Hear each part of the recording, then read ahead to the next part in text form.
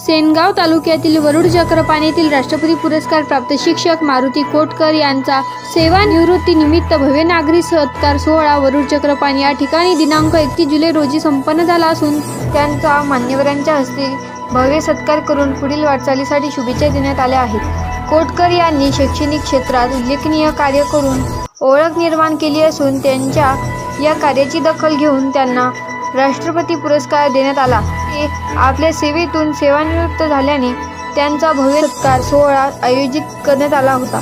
सदर कार्यक्रमाचे अध्यक्ष ज्ञानेश्वर विद्यालय वरुड चक्रपाणीचे सचिव तथा सरपंच डॉक्टर माणिकराव देशमुख, कार्यक्रमाचे आयोजक तथा समाजसेवक बबन राऊत, माजी जिल्हा परिषद सदस्य विनायकराव देशमुख, प्राचार्य गजाननराव झाडे, कृषी उत्पन्न बाजार समितीचे उपसभापती तथा अशोकराव शिरामे, विद्यासागर विद्यालय खानापूरचे मुख्याध्यापक संजय टाकळगवानकर, अखिल महाराष्ट्र प्राथमिक शिक्षक संघ हिंगोली जिल्हाध्यक्ष व्ही.डी. देशमुख यांच्यासह मान्यवर व महिला भगिनी मोठ्या संख्येने उपस्थित होत्या।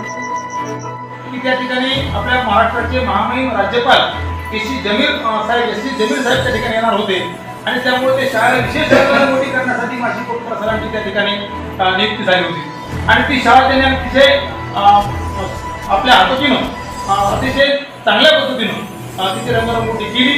त्याच्यानंतर